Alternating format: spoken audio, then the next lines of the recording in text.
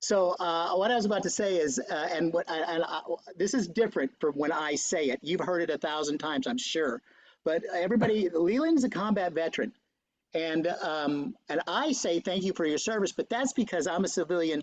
My wife was the was the primary, 20 years in the military, and so it was always funny. People would say, "Hey, I need your social." No, you don't. Now I need your social, sir. No, you don't. Or sir, I no. She's the prime. Oh, I'm so sorry. So I do thank you for your service. It comes from a different. Everybody else meant it too, but I understand a little bit different. Biomedical neuroscience, dude. That is just a long way of saying you're smart. Okay, doctorate. Neurochemistry. I mean, founder of Willful Warriors, which makes sense because you're a combat veteran, and that's cool that you put all that together. Breathing work, which is breath is life, and the vagus nerve. Yeah. I'm probably spoiling all this stuff for you. Stress, pain, trauma.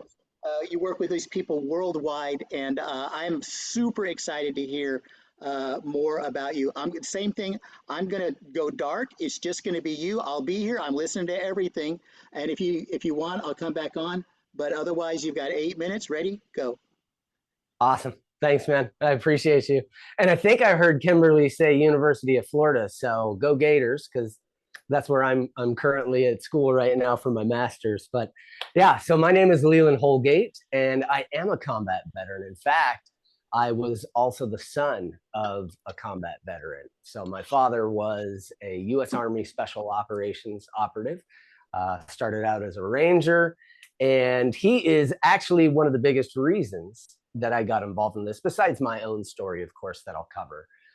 And I actually just had a book that I co-authored that came out called Journey of Riches.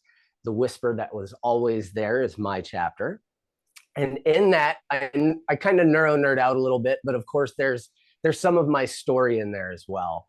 And just so Stephen said it himself, the breath is life, and I couldn't agree more. It is absolutely the shift agent, the control agent. It's the way to find a smile when you can't find a smile. And that's one of the things that I really cover in my chapter is, what if the worst thing that happened to you is the best thing that happened for you? Because that's literally my story and where I come from. So besides, you can kind of imagine growing up in a pretty chaotic household with a special operation with a ranger.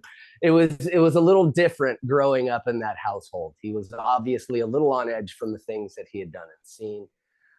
So at the ripe old age of 17, I got tired of being told what to do. So I joined the military myself. And when I went in, he refused to let me join either the Army or the Marines. He didn't want me going combat the way that he went.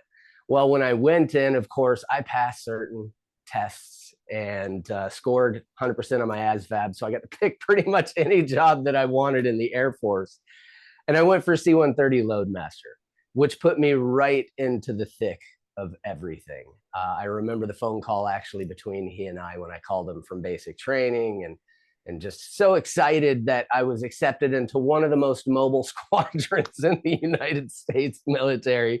So the phone just went dark for about 30 seconds. And then, of course, when he came back on, he's like, "You idiot, you have no idea what you've done to yourself." And he was right, because I went through, from that point, I went through SEER training, survival, evasion, resistance, and escape. I earned my expert marksman ribbon. I was quite handy with the rifle. And then I went straight into operation. I got to see the Middle East. I was part of 3 deployments, and my last one was in Kosovo. So I was there for the Yugoslavia conflict. Well, now Serbia.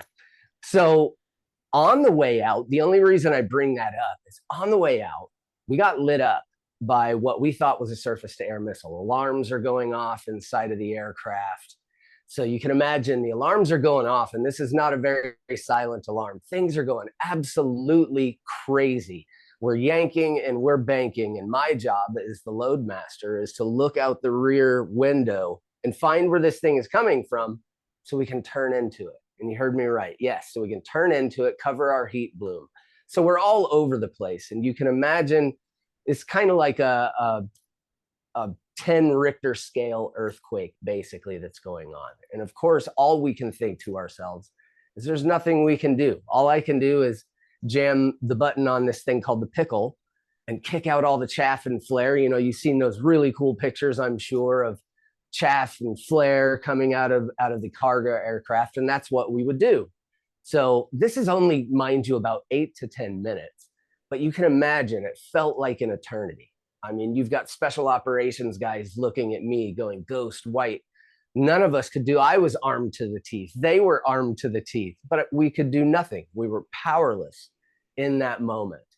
And it was something I remember that shaped me for the longest time and had me deciding that I wanted to no longer be in that situation. So moving forward, I was going to announce my intention to go try out for Hell Week and become part of our Special Operations Command, pararescue or combat control.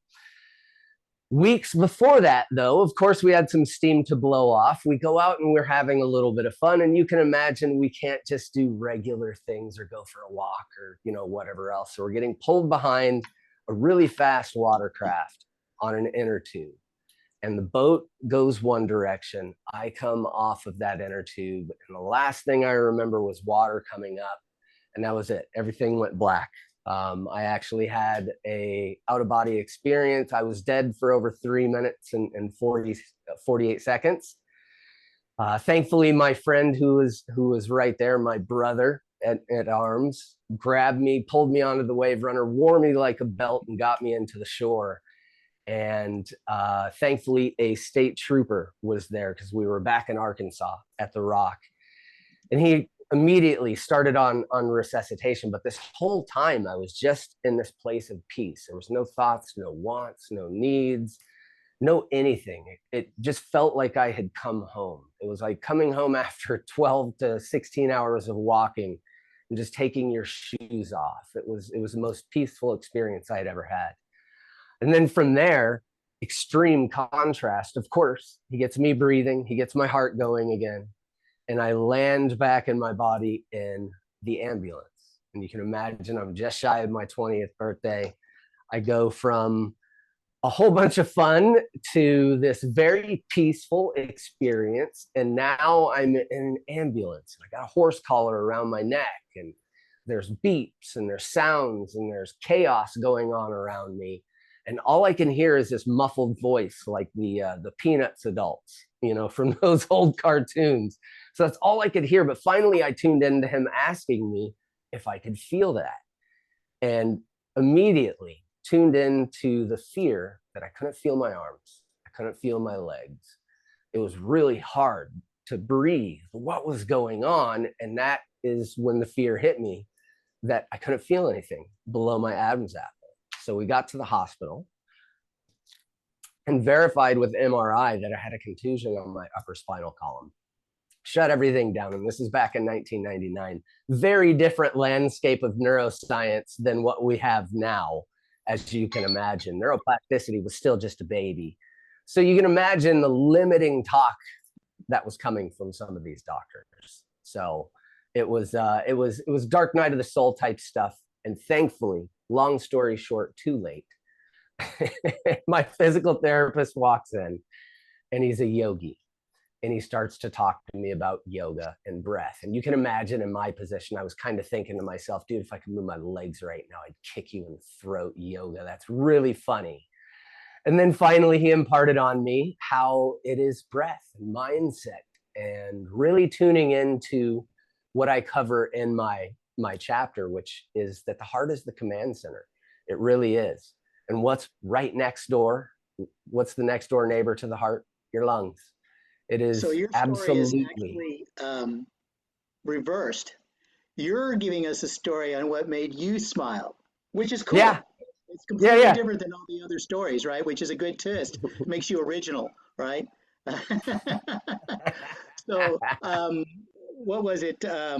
Rich Dad, Poor Dad. Kawasaki Yeah. talks about his moment was when he was doing he was flying helicopters, and they had to, apparently when it dives, you throw everything out, and he barely, but all that training is what I'm saying. All that training that you do pays off. It And does. It so you really used does. all of that training, and when you finally realized that breathing was the way, you probably took that to the nth level that most people wouldn't have, because training generalizes. It doesn't matter what you're doing. You're excellent Yeah. at this, you'll be excellent at something else as long as you want to do it. So Yeah. very good. I'm super stoked for that. But yeah, excellent story on how to make you smile. And so everybody else, think about that, right? That was a good one. And again, I'm going to say it because Jimmy's here. Thank you for your service. We do appreciate you. That's why we can Thank say you, what brother. we want to say, because of you. I appreciate you. Yeah. Thanks.